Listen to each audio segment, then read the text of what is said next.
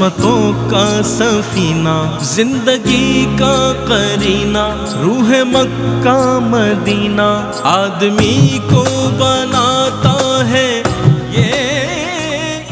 ناظرین آپ کا خیر مقدم ہے، اور آج اخلاق حسنہ و قبیحہ کے حوالے سے بات ہو رہی ہے۔ ایک جو چیز ہے اس کو تو ہمیں بالکل ڈسکس کرنا چاہیے کہ علماء حضرات سے جو ہمارا انٹریکشن ہے یا جو ان سے محبت اور جو ان سے قربت کا تعلق ماضی میں رہا، لوگ بڑے فائدے میں رہے، ان کے گھر بار پر، ان کی انفرادی اور اجتماعی زندگیوں پر، خاندانوں پر بڑے اچھے اثرات مرتب ہوئے۔ اس کے بعد جہاں گیپ آیا تو اس میں پھر بہت سارا بگاڑ بھی پیدا ہوا۔ تو اس کے لیے وجہ یہ بتائی جاتی ہے کہ جناب علماء حضرات کے دینی ہمارے جو حضرات ہیں تو ان کے مزاج میں ذرا سختی اور ذرا ایسی تھی کہ لوگ دور ہوئے۔ تو اس حوالے سے ہم جاننا چاہیں گے حضرت کیا فرمائے گا علامہ حافظ اویس احمد صاحب۔ عام تصور تو یہی ہے کہ مذہبی طبقہ بہت سخت مزاج ہوتا ہے، تو ایسا لگا کرنٹ مار دیں گے، حضرت کے قریب جانا نہیں ہے، بڑا مشکل ہو جائے گا۔ کیا آپ فرماتے کہ ایسا ہی ہے؟ بسم اللہ الرحمن الرحیم۔ دیکھیں مزاج کا اختلاف تو ہر طبقے میں ہوتا ہی ہے، تو علماء کرام کے طبقے میں بھی یقیناً یہ اختلاف موجود ہے، یعنی مزاج کا اختلاف۔ بہت سارے بہت با اخلاق بھی ہوتے ہیں، شیریں لہجہ بھی ہوتا ہے، مسکراہٹ بھی ہوتی ہے۔ مجھ سے آپ ملتے ہی رہتے ہیں۔ جی جی ماشاء اللہ ماشاء اللہ ماشاء اللہ سبحان اللہ۔ اس سے نعرہ تکبیر دیکھی آپ نے؟ نہیں دیکھی؟ نہیں آپ میں ہے بہت، یہ سارے ہمارے علماء ماشاء اللہ، ہمارے ARYQ TV کے جتنے علماء حضرات ہیں ہمارے علامہ لیاقت سب سے ہمارا محبت والا تھا، سیکھتے بھی ہم ان سے، اور یہ مفتی عامر صاحب ہو گئے، اور یہ تمام حضرات جو ہے، مفتی اکمل صاحب ہو گئے، مفتی سہیل رضا امجدی صاحب فلان، یہ جتنے حضرات ہیں ان سے سب سے ہمارا ایک تعلق محبت والا ہے، شفقت والی شخصیات ہے۔ بسم اللہ جی جی اور بہت سارے علماء ایسے بھی ہیں یقیناً کہ جن کے مزاج میں سختی ہے یا شدت ہے، اور اس میں کمی آنی چاہیے۔ دیکھیں دو چیزیں ہیں، ایک تو باوقار ہونا ہے، سنجیدہ ہونا ہے، اور ایک بلا وجہ کی شدت اور سختی ہے۔ ان دونوں میں فرق ہے۔ آپ اس وقار کا نام دے کر کسی چیز کو اگر آپ بلا وجہ شدت کریں گے یا سختی کریں گے، یہ دین کے منہج کے بھی خلاف ہے، قرآن کے بھی خلاف ہے، حدیث کے بھی خلاف ہے۔ قرآن کریم میں جہاں اللہ پاک نے علماء کرام کے رفعت درجات کی بات کی ہے، یرفع اللہ الذین آمنوا منکم والذین اوتوا العلم درجات، اس سے ایک لائن پہلے اگر آپ چلے جائیں گے تو وہاں یہ لکھا ہوا ہے وَإِذَا قِيلَ لَكُمْ تَفَسَّحُوا فِي الْمَجَالِسِ يَفْسَحُ اللَّهُ لَكُمْ۔ اگر آپ مجلس میں کوئی آئے تو اس کو جگہ دیں، یعنی اس سے پہلے بات کی اللہ پاک نے وسعت ظرفی کی، پھر بات کی ہے علم کے درجات کی۔ تو علم کے درجات کے ساتھ جو ظرف ہے اس کے بڑے ہونے کی بات کی گئی ہے۔ تو اس لیے عالم دین کی یہ شان ہے کہ اس کا ظرف، اس کا اخلاق اور اپنے علم کے ساتھ ساتھ یہ چیزیں بھی بڑی ہونی چاہیے۔ بالکل۔ بابا بلے شاہ کہتے ہیں کہ پڑھ پڑھ کتاباں عالم فاضل ہویوں تے کدے نفس اپنے نو پڑھیا ہی نہیں۔ اسی طرف اشارہ ہے کہ بھئی بہت بڑی بڑی کتابیں پڑھ کے تم عالم تو بہت بڑے ہو گئے ہو، لیکن کبھی اپنے نفس پہ غور کرتے اور اس کو پڑھتے تو عاجزی بھی پیدا ہو جائے۔ کیا بات ہے، سبحان اللہ۔ دیکھیں کائنات کے سب سے بڑے انسان حضرت محمد مصطفیٰ صلی اللہ تعالیٰ علیہ وسلم ہے۔ اچھا ایک انسان تو ہوتا ہے نا، علم کی زیادتی اس میں ہو گئی یا علم کا وقار اس کو مل گیا، حضور میں تو اللہ نے ہر صفت کی بلندی رکھی تھی۔ وَرَفَعْنَا لَكَ ذِكْرَكَ، علم میں آپ جیسا کوئی نہیں، حسن میں آپ جیسا کوئی نہیں، سخاوت میں آپ جیسا کوئی نہیں، کمالات میں آپ جیسا کوئی نہیں، اور پھر مزہ یہ ہے کہ مسکراہٹ میں بھی آپ جیسا کوئی۔ سبحان اللہ سبحان اللہ۔ ایک دفعہ جو ہے وہ آپ نے کہا کہ آج جی چاہتا ہے کہ ایک بکری کے کباب بنائیں۔ صحابہ کرام نے کہا بہت اچھی بات ہے۔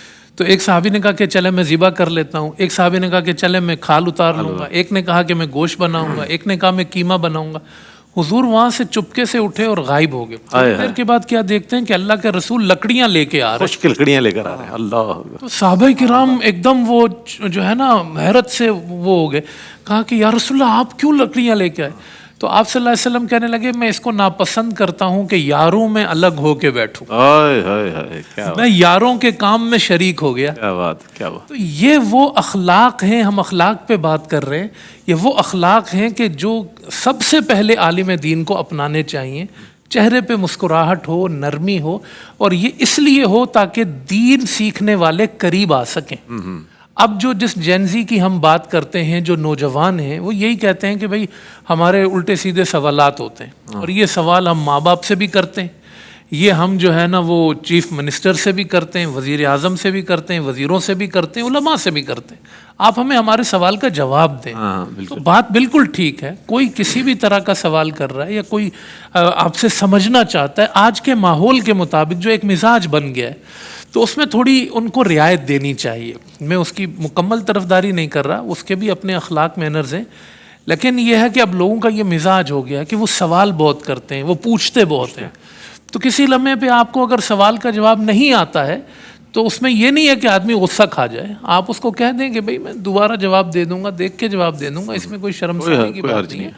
تو جواب اچھے طریقے سے دیں، اس طریقے سے دیں کہ علم کا وقار بھی قائم رہے، اخلاق کا وقار بھی قائم رہے، اور جو ہے وہ جو دین سیکھنے والے ہیں ان کی جو توجہ ہے اور ان کی جو اپنائیت ہے وہ بھی برقرار رہے. اس سے پہلے میں نے یہی بات کی تھی کہ ایک دفعہ جو اللہ کے رسول کے پاس آ جاتا تھا تو آپ صلی اللہ علیہ وسلم کے پاس سے پھر وہ دور نہیں ہوتا تھا، بدکتا نہیں تھا، بدگمان نہیں ہوتا تھا. آپ صلی اللہ علیہ وسلم سے بعض دفعہ آپ نے بڑے عجیب عجیب چیزوں کو ہینڈل کیا. آپ نے ایک دیہاتی نے مسجد میں پیشاب کر دیا تھا، لوگ دوڑنے لگے تو حضور صلی اللہ علیہ وسلم غصے میں آنے کے بجائے سب کو روکا، بولا آپ گندگی زیادہ کراؤ گے کیا، بیٹھ جاؤ، اس کو جو کر دیا اس نے کر دیا. پھر اس کو بلایا، کہا مسجدیں اس لیے نہیں، کوئی غصہ نہیں کھایا آپ صلی اللہ علیہ وسلم نے، اس کو سمجھا دیا، اس نے بھی معافی مانگی، وہ چلا گیا. اسی طرح آپ صلی اللہ علیہ وسلم سے ایک بندے نے کہہ دیا تھا کہ مجھے یہ بد کرداری زنا بہت زیادہ پسند ہے، میں نہیں چھوڑ سکتا. غصے میں آنے والی بات تھی، لیکن آپ صلی اللہ علیہ وسلم نے فرمایا کہ ٹھیک ہے تم جھوٹ نہیں بولنا. تو اس کو ذرا حکمت سے آپ صلی اللہ علیہ وسلم نے ہینڈل کیا اور وہ دین کی طرف آ گیا. تو اپنے اخلاق برقرار رکھنا، ہر قسم کے سوال کو ڈیل کرنا اور نرمی کے ساتھ کرنا، یہ سب کے لیے ضروری ہے. لیکن ایک عالم دین کی جو ہے نا وہ یہ شان ہونی چاہیے کہ وہ اپنے علم کے ساتھ ساتھ جو اللہ پاک نے اس کو عطا کیا. بس آخری جملہ اس میں یہی کہوں گا کہ سیرت مصطفیٰ کی روشنی بڑی متحیر کر دینے والی ہے کہ ایک طرف آپ صلی اللہ علیہ وسلم کی شان یہ ہے کہ وَرَفَعْنَا لَكَ ذِكْرَكَ، بلندی کی انتہا، اور دوسری طرف حضور کہہ رہے ہیں من خاضع للہ رفعہ اللہ. اللہ اکبر. اتنا بڑا انسان اور مزاج میں عاجزی، یہ جو ایک کمبینیشن ہے عاجزی اور رفت کا، یہ انسان کی شخصیت کو اتنا باکمال بناتا ہے، کیا بات کہ انسان حیران ہو جاتا ہے. تو اس کو اپنانا چاہیے. سبحان اللہ سبحان اللہ. اور حکمت کا بھی تقاضا یہی ہے. ہمارے بزرگوں کا بھی ہم نے یہی طریقہ کار دیکھا، کسی میں کوئی کمی، کوئی کوتاہی، کوئی غلطی ہو تو اس کو براہ راست بڑی عزت نفس بھی اس کی مجروح نہ ہو اور بہت اچھے طریقے سے اس کی اصلاح فرما دیا کرتے تھے. آج ہمارے یہاں بڑی دھواں دار تقاریر ہوتی ہے اور اس کے بعد پھر جو کمنٹس سوشل میڈیا دیتا ہے اس کے، تو وہ دیکھ کر بھی حیرت ہوتی ہے کہ تھوڑا سا اس میں اگر تبدیلی لائی جائے تو علماء کا بہت زیادہ احترام ہے اور مزید بڑھ سکتا ہے انشاءاللہ. اچھا آگے بڑھیں گے، اور نبی کریم علیہ الصلوۃ والسلام کے اخلاق کریمانہ کا ذکر ہو رہا ہے. تو جتنے بیان کیے گئے ہیں اس سے بہت زیادہ قرآن کریم میں موجود ہیں، اور ہم چاہیں گے مفتی صاحب کچھ اس حوالے سے ارشاد فرمائیے. بلا شبہ آپ نے بجا فرمایا کہ حضور جان دو عالم صلی اللہ علیہ وسلم کے اوصاف حمیدہ کا بیان مکمل ہو ہی نہیں سکتا ہے. جیسے علامہ صاحب نے آیت مبارکہ پیش کی تھی انک لعلی خلق عظیم، اس آیت مبارکہ میں اللہ سبحانہ و تعالیٰ نے تمام اوصاف حمیدہ اور جو جتنے اخلاق حسنہ ہو سکتے ہیں ان سب کو اگر کسی ایک ذات میں جمع کی تو رسول کریم صلی اللہ علیہ وسلم کی ذات گرامی ہے. اور دوسرا پھر جس طرح آپ نے ارشاد فرمایا تھا بالکل ایسے ہی ہے کہ آپ صلی اللہ علیہ وسلم اخلاق حسنہ کے محتاج نہیں ہیں، بلکہ اخلاق اپنے حسن ہونے میں حضور جان دو عالم صلی اللہ علیہ وسلم کی اختیار کرنے کے محتاج ہیں. سرکار نے جس کو اختیار فرمایا وہ اخلاق حسن بنتا چلا گیا. اور پھر آپ صلی اللہ تعالیٰ علیہ وسلم کی شان دیکھیں کہ آپ نے جس وقت قرآن نازل ہوا نہیں ہے، یعنی ہم اخلاق حسنہ قرآن و سنت کی روشنی کے اندر بیان کر رہے ہیں، ابھی قرآن نے سچائی کو بیان نہیں کیا، ابھی قرآن نے کفر کو اور شرک کو بیان نہیں کیا، قرآن نے توحید کو بیان نہیں کیا، قرآن نے تواضع انکساری کو بیان نہیں کیا.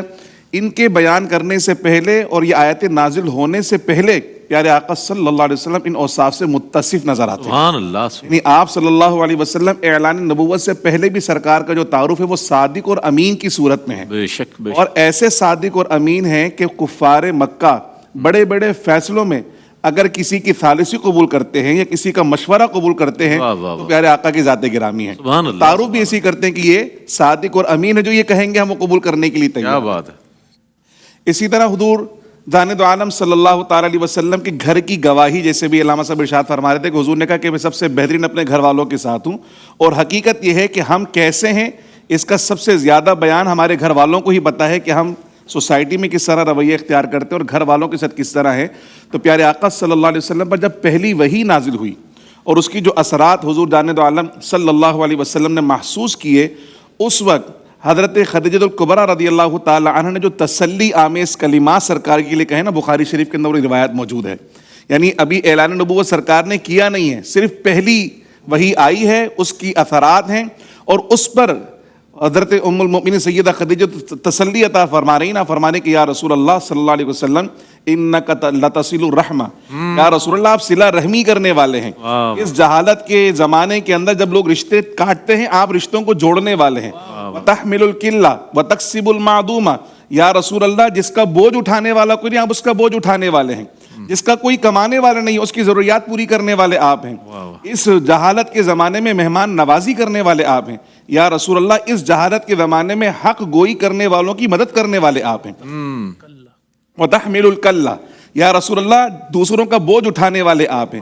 پیارے آقا صلی اللہ تعالی علیہ وسلم کی یہ اوصاف اعلان نبوت سے پہلے ام المؤمنین نے بیان فرمائے. اور پھر جس طرح سیدنا انس کی آپ نے بات کہی ہے کہ بلا شبہ جو زور چلتا ہے وہ کمزوروں پر، غریبوں پر یا ملازموں پر چلتا ہے. آج کسی کے گھر کے ملازم سے پوچھ رہے ہیں نا صاحب کا مزاج کیسے، تو بتا دے گا وہ کہ کتنے بڑے عالم صاحب ہیں یا کتنے اچھے اور کتنے شریف آدمی ہیں. لیکن سیدنا انس دیکھیں جو کہ براہ راست حضور کے خادم ہیں، ملازم نہیں ہیں، خادم اور اپنے شوق سے ہیں، حضور کی خدمت کرتے، اپنے شوق سے خدمت کرتے ہیں. کوئی معاوضہ نہیں ہے ان کا کہ حضور نے ان کو ملازم رکھا ہو خدمت کے لیے. لیکن وہ کہتے ہیں کہ 10 سال اگر حضور کی خدمت میں رہا ہوں تو سرکار نے کبھی یہ نہیں کہا کہ یہ کام کیوں کیا، اور کسی کام کی نہ کرنے پر نہیں فرمایا کام کیوں نہیں کیا. حضور جانے دو عالم صلی اللہ علیہ وسلم کی جو صلہ رحمی کے ساتھ ساتھ جو آپ معاف فرمانے کا جو آپ کا انداز ہے، آپ دیکھیں نا فتح مکہ کے موقع پہ سرکار نے کس طرح معاف فرمایا ہے. اچھا علامہ صاحب، میں آپ دیکھیں آپ سے قطع کلامی کی معذرت کے ساتھ یہاں وقفہ لوں گا، لیکن یہ جو فتح مکہ کا آپ نے ذکر چھیڑا ہے نا، یہ ایک بہت بڑی معافی ہے جو حضور علیہ الصلوۃ والسلام ارشاد فرما رہے ہیں، اور ایک فاتح کے طور پر آپ داخل ہو رہے ہیں. اور اس کے بعد جو اللہ اکبر کریم ابن کریم ہے آپ. تو ایک مختصر سا وقفے کے بعد لوٹیں گے انشاءاللہ، اس کو کنٹینیو کریں گے. علامہ صاحب ہمارے ساتھ رہیے گا.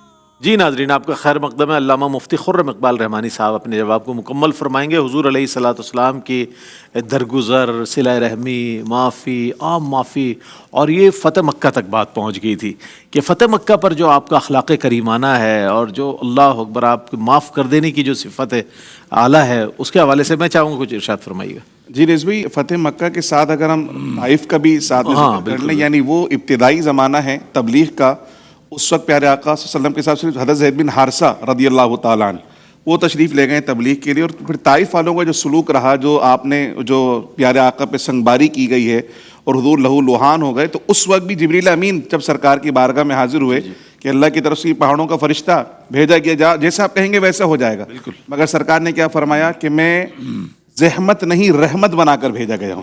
حضور نے فرمایا یہ کلمہ نہیں پڑھے لیکن کہ آنے والی نسلیں ضرور کلمہ پڑھیں گی. اور جب طائف فتح ہوا تب بھی سرکار خود تشریف نہیں لے گئے، حضرت علی کو بھیجا کہ جا کے ان سے بیعت لے لو چونکہ وہ شرمندہ نہ ہو میرے آنے کی وجہ سے. یہی فتح مکہ کے موقع پہ سرکار نے فرمایا جو ساری زندگی حضور کو تکلیف دیتے رہے، جنہوں نے مدینہ منورہ پہ کئی مرتبہ جلغار کی ہے، کئی صحابہ کو شہید کیا، حضور کے چچا کو شہید کیا، لیکن جب وہ سارے کے سارے حضور جانے دو عالم صلی اللہ علیہ وسلم کی بارگاہ میں پیش کیے گئے تو سرکار نے ان سے پوچھا کہ تم مجھ سے کیا امید رکھتے ہو.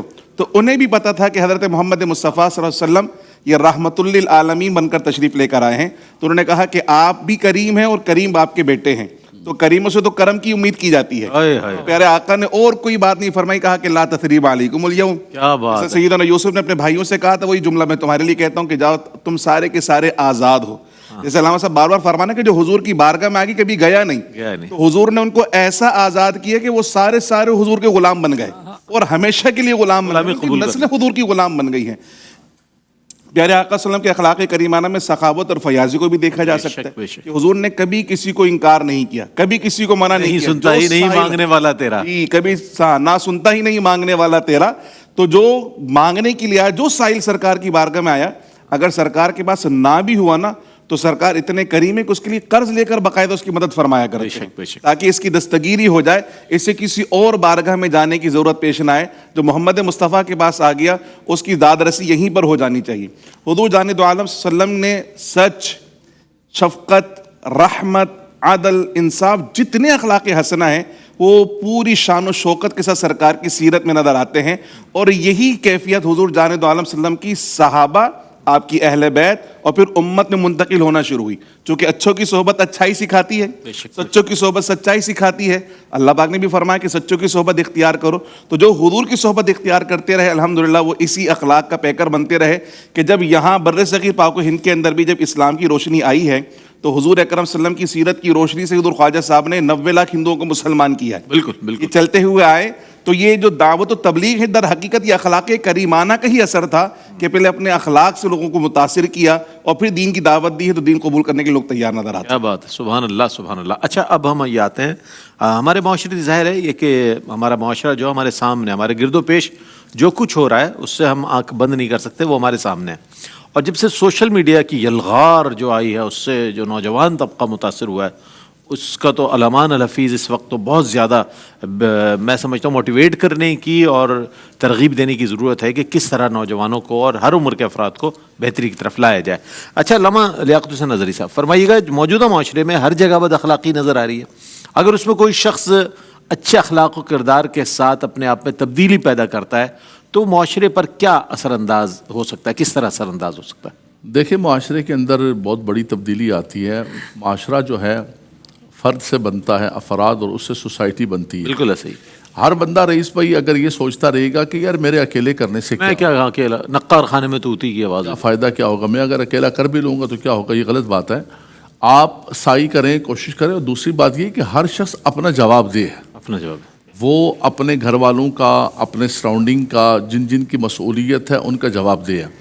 بندہ حد المقدور کوشش کرے کہ جہاں بیٹھتا ہے وہاں انسان اچھے اخلاق کا. دیکھیں اخلاق کا شعبہ تو اتنا بڑا ہے، اس کے اندر اتنی چیزیں آتی ہیں جیسے علماء نے بہت زیادہ ذکر بھی فرمائی. اس کے اندر جو ہے صرف مسکراہٹیں نہیں ہیں، اس کے اندر سچائی ہے، دیانت ہے، امانت ہے، اس میں حقدار کو حق دلانا ہے، اس میں ہر چیز آتی ہے اخلاق کے اندر.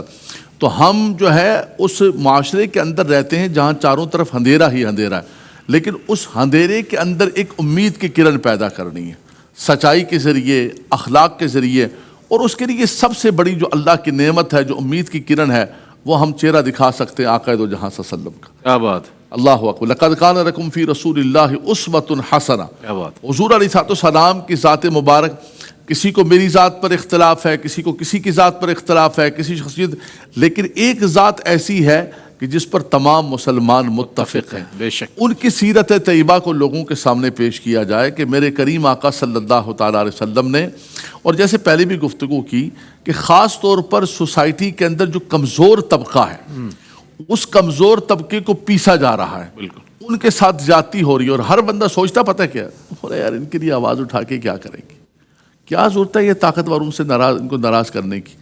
طاقتوروں سے بنا کے رکھو، سرمایہ داروں سے بنا کے رکھو، سیٹھوں سے بنا کے رکھو، ان کی ہاں میں ہاں ملاؤ، ان کو سلامیاں پیش کرو کہ سلامیاں پیش کرنے کا فائدہ بھی ہوگا. لیکن یہ دیکھ لیں کہ آپ کی قطار کے اندر ایک سرمایہ دار بھی آ رہا ہے اور ایک غریب بھی آ رہا ہے، اور اگر آپ نے اس غریب کے ساتھ صحیح طریقے سے ملاقات نہیں کی اور آپ نے اس کے ساتھ ملاقات کی تو کیا دین رہا آپ کا، کیا اخلاق رہی، کیا مبلغ اسلام اور کیا پیر طریقت اور کیا فلانا اور کیا فلانا. تو ساری نام ہے نا، ڈرامہ ہے، ٹائٹل ہے، ٹائٹلز ہیں، کچھ بھی نہیں ہے باقی اس کے اندر. اگر آپ اس کے درمیان یہ فرق کر رہے ہیں کہ اس سرمایہ دار کو میں پروٹوکول دوں اور اس غریب آدمی کو یہ کچھ بھی نہیں بیچارہ، ڈرائیور ہے، چوکیدار ہے، ٹھیک ہے، میرا نمازی ہے، میرا مقتدی ہے، میرا معتقد ہے، لیکن اس کی محبت کیا ہے.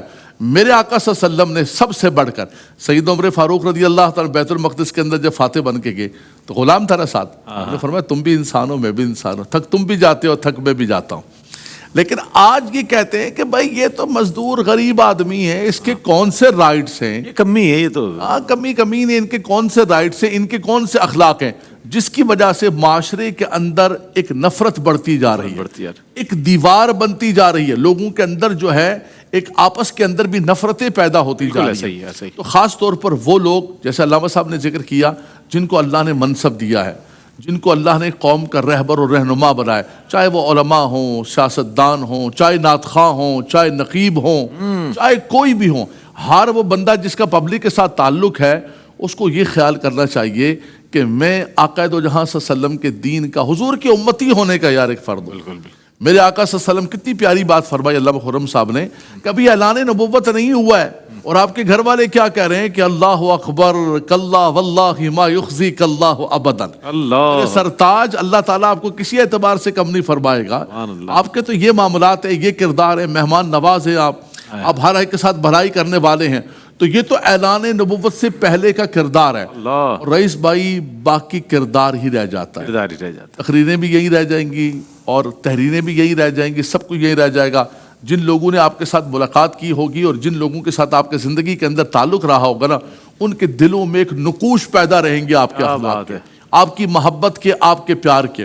ہمارے ان اساتذہ کرام نے جنہوں نے ہمیں محبتیں دی، آج وہ دنیا سے چلے گئے، لیکن یقین کریں ہم ہر لمحہ ان کو یاد کرتے ہیں۔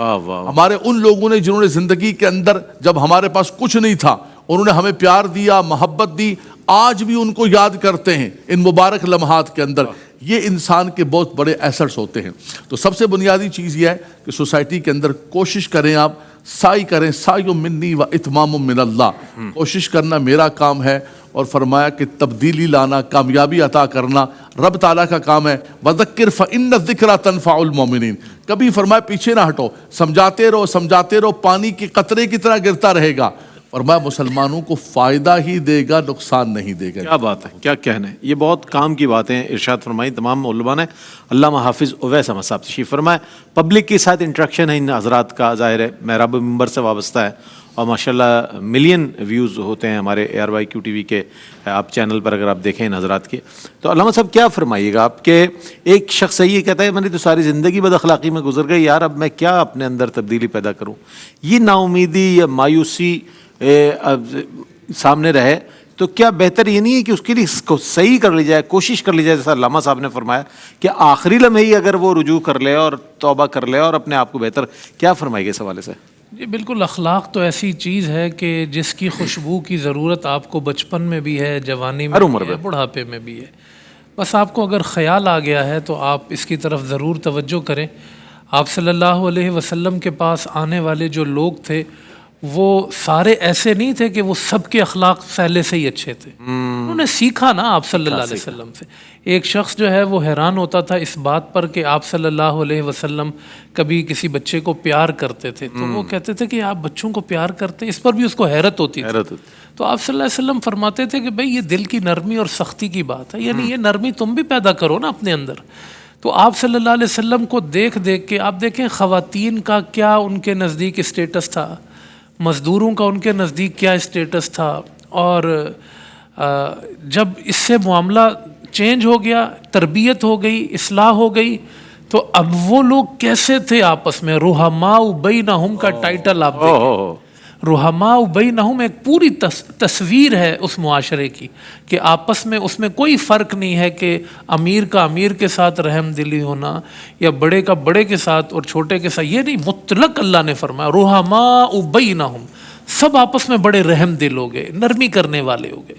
اللہ پاک نے قرآن کریم میں اس چیز کا اتنا اہتمام کیا ہے، اس اہتمام کو ضرور پیش نظر رکھنا چاہیے۔ اللہ پاک نے گریڈنگ کی ہے، درجات کیے ہیں، ترجیحات بیان کی ہیں۔ آپ یہ نہیں کہ آپ کسی سے کام پڑ گیا آپ کا تو آپ اس کے ساتھ بہت با اخلاق ہیں، اور جس کے ساتھ کام نہیں پڑا ہے وہ بھلے آپ کا بہت قریبی بھی ہے تو آپ اس سے بد اخلاقی کر رہے ہیں۔ دیکھیں نا، وَبِالْوَالِدَيْنِ إِحْسَانًا وَبِذِي الْقُرْبَى وَالْيَتَامَى والمساکین والجار ذی القربى والجار الجنب والصاحب بالجنب وابن السبیل وما ملکت ایمانکم، ایک فہرست قرآن ہے، فہرست پوری فہرست۔ سب سے پہلے آپ کے گھر والے اس میں آگے، سب سے زیادہ ضروری ان کے ساتھ ہے۔ آپ گھر میں داخل ہوتے ہیں، ماں باپ کے ساتھ اونچی آواز میں بات کرتے ہیں آپ، اور باہر جاتے ہیں دوستوں کے ساتھ نرمی سے بات کرتے ہیں آپ، تو آپ نے اتھل پتل کر دیا نا اس درجات کو، سب کو بدل کے رکھ دیا۔ بالکل ایسا ہی ہے۔ اچھا، پڑوسیوں کی دیکھیں بات کی، کہا کہ کئی طرح کے پڑوسی اللہ نے بیان کر دیے۔ ایک وہ پڑوسی ہے جو صرف مکان کا پڑوسی ہے، ایک وہ پڑوسی ہے جو آپ کا رشتہ دار بھی ہے، ایک وہ صاحب جنب ہے۔ آپ بس میں بیٹھے تو ایک بندہ تھوڑی دیر آپ کے ساتھ بیٹھا ہوا ہے، آپ آفس میں گئے, آپ کا کوئی کولیگ ہے, کوئی روزانہ آپ کو 2 گھنٹے مل رہا ہے, کوئی 8 گھنٹے مل رہا ہے, کوئی 10 گھنٹے مل رہا ہے, تو ان کے حقوق بھی قرآن بیان کر رہا ہے کہ ان سے آپ کو کیسے پیش آنا ہے. تو ان درجات کو اپنے سامنے رکھ کر درجہ بدرجہ جس کا جو حق بنتا ہے اس کا وہ حق دیں. یہی رسول اللہ صلی اللہ علیہ وسلم کے اخلاق تھے. جس کا جو بنتا تھا, بیٹی کا جو بنتا تھا, آپ صلی اللہ علیہ وسلم اس کے لیے کھڑے ہو جاتے تھے, کیا بات, اپنی جگہ بٹھاتے تھے. بنتا ہے نا بیٹی کا, محبت بنتی ہے, دی آپ نے. ازواج کی محبت بنتی ہے, آپ نے دی. مزدوروں کا حق بنتا ہے, مزدوروں کا حق دیا. تو یہی اخلاق ہوتے ہیں کہ آپ کے سراؤنڈنگ میں جس کا جو بنتا ہے کھلے دل سے دے دو. اسی کو اخلاق مصطفیٰ کیا کہنے. آپ معاشرے کے کسی بھی منصب پر ہیں, اگر نبی کریم علیہ السلام کے اخلاق کریمانہ کو اپنا لیتے ہیں تو پھر میں یہ سمجھتا ہوں کہ گھر ہو یا باہر ہے, معاشرے میں کہیں پر بھی ہوں, ایک آپ کی شخصیت آئیڈیل شخصیت ہو جاتی ہے. جیسا علامہ صاحب نے بڑی اچھی بات کہی کہ یہ سب ہماری تقریریں, یہ ہمارے یہ سارے مال دولت اور ہمارا جتنا کچھ ہے وہ ایک طرف, لیکن ہمارا کیریکٹر جو ہے نا وہ باقی رہ جاتا ہے. جیسے اساتذہ کا ذکر فرماتے ہیں علماء حضرات کی, اس طرح کا ان کا اخلاق تھا. تو یہ چیز اگر حضور کا اسوہ حسنہ اپنا لیا جائے تو معاشرت کی آئیڈیل اسلامک سوسائٹی کا تصور پیش کریں. ایک مختصر سا وقفے کے بعد لوٹیں گے اور کنٹینیو کریں, کنکلوژن کریں گے انشاءاللہ. لاسٹ میں ہمارے ساتھ رہیے گا. رحمتوں کا مہینہ, عظمتوں کا سفینہ, زندگی کا قرینہ, روح مکہ مدینہ, آدمی کو بناتا ہے